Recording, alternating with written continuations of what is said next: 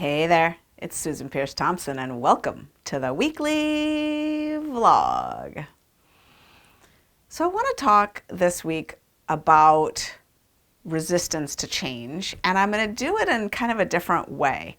I'm going to share with you about an issue that I have resistance to changing, and I haven't addressed it yet. So, I'm in that liminal space being the transition period, the hallway, the time between, right? So I had the idea to change, but I'm not really yet willing to change. And yeah, I don't really usually bring things to the vlog in this sort of half-baked, unfinished, nascent sort of form, but I think that this is really the best way to bring to the forefront the issues that some of us have with changing, because a lot of us, probably all of us, have thoughts kind of all the time about things that we wish were different, things we'd like to address, and we don't take action on them, right? And I want to talk about that. Like, why not? What's going on in this incubation period? And I want to emphasize that it's a necessary stage. It's a process that we all go through after we've had a thought about changing, after something's come to mind, and we're thinking, oh, I could be doing that better. I could be doing that differently. Why don't I address that? But we don't. And maybe we have that thought again and again. And oh my gosh, I think some of us live that way for years or even our whole lives, right? And I think being conscious and present to this process is really helpful. So let me share with you my issue. So the situation is, I'm not a very ladylike eater. Now, I don't know that I value ladylikeness when it comes to eating, but I think a certain amount of decorum at the dinner table is nice. And I eat quickly. I kind of shovel in my food, and sometimes really intensely. And I have a memory from long ago that still brings up a little bit of a twinge of shame for me. It was during that strange stretch of time during my life when I was working as a call girl and I was hooked on crack cocaine. And during that time, I wasn't really staying anywhere. I didn't really have a firm place to live, but I was staying sometimes with this guy named Baltazar. Baltazar was a strange cat, this guy. He was a multimillionaire, maybe a billionaire. As a matter of fact, I remember the day he pulled me aside and said, Susie, he called me Susie. He was from South America and he had a very thick accent, and I was his little Susie. So he would say, Susie, he said, my net worth is now $1 billion. And I don't know if he was for real about that. My dad is sure that the guy was a shyster. But anyway, we were out to dinner at like 1 a.m. In North Beach in San Francisco, and I was eating a huge plate of pasta, and I was eating really vigorously. And I looked up at some point, like I just looked up at him, and he wasn't eating. As a matter of fact, he was really staring at me. And I said, what? And it was clear he didn't really know what to say, but he said, you eat with such enthusiasm. And I think it was kind of code word for like, man, you're plowing it in. Like you're just mowing it down, girl. And yeah, anyway. So the other day I was eating and I was noticing, first of all, I was like eating my breakfast and I was like scraping the bowl, trying to get every last bit of food out of the bowl. Scrape, scrape, scrape, scrape, scrape. Not really necessary. And then, yeah, I was just kind of watching my behavior and thinking, gosh, why? Like, why not slow down? And something that's also true about me is I've been multitasking during my meals pretty much always lately. Like I'm on my phone, I'm playing word games on my phone, I'm reading something, usually on my phone, playing word games. And so I took this issue to a friend of mine who I turn to for guidance a lot and support. And, she's one of us. She doesn't eat sugar, doesn't eat flour. And she was like, she was describing how she eats, and it was pretty clear she does not have this issue. She's a slow eater by nature. And she's like, yeah, sometimes I notice myself really eating fast, like, preparing the next bite while I'm chewing this bite. And she said, I think putting your fork down between bites is a really helpful practice. And I was sort of like, sometimes you notice yourself preparing the next bite while you're eating this bite. I am always like, I eat and then I'm getting the next bite together. I eat, I'm getting the next bite together and I eat, like always. So I started to look at it. This was maybe last month. And I did start to put my fork down between bites, and it was calming. I noticed for some reason I was holding some anxiety, like in my tummy, in my stomach. I was kind of clenching as I was eating, like as if there was some emergency around getting this food in my system. I don't know why. So anyway, then I kind of stopped putting my fork down in between meals. That's kind of cumbersome. But anyway, I stopped doing that. And I thought to myself, what I need to do is do a 30-day challenge around not multitasking during meals, like just to be present during the meal, because I don't have resistance to presence. I love presence. I meditate for 30 minutes every morning. Like I'm all good with the present moment. And I know that about myself. So why not marry the present moment with eating my food, which I love my food. So why am I distracting myself from my eating? I don't get it, right? So I had this idea to do the 30-day challenge of no multitasking during meals. And I noticed I was not willing to do that. I had the idea, why don't I do a 3-day challenge of not multitasking during meals? And I wasn't willing to do that either.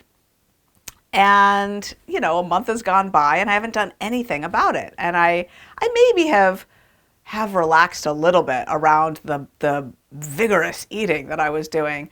But mostly I just eat my meals and move on with the day. And I do kind of appreciate that, how Bright Line Eating gives me the ability, because my food is weighed and measured. I don't need to put down my fork between meals as a dieting strategy to try to eat less food, right? To allow more time to elapse for my fullness signals to catch up. Like poppycock, right? I measure my food, so I don't have to worry about that. I eat all of my food always anyway. So it's one of the blessings of doing Bright Line Eating is I don't have to worry about any of those silly strategies. But still, something nags at me of like, where are you resisting here? Why are you holding on to this? Why not show up and be present for your meals? I mean, I have a feeling that there's some sort of gift or beauty or blessing on the other side of letting go of this and becoming more present during my meals, like by design, on purpose. And let me just say, I'm coming up on 20 years now. I'm in May, I'll have my 20-year anniversary of when I first put down sugar and flour and started weighing and measuring my food. And I gotta say, I've had plenty of stretches, especially in the olden days, initially, of not multitasking during meals and being very mindful when I eat.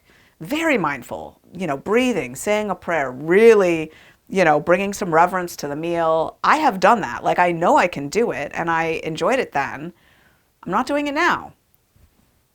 So I want to speak a little bit to the state of not being willing, right? So, in chemistry, you need to have, for a chemical reaction to go through, you need to have enough, I think they call it like activation energy or something, right? There needs to be enough energy in the system for the chemical reaction to go through, right? And I think for change to happen, it's the same way. And often the energy in the system is pain.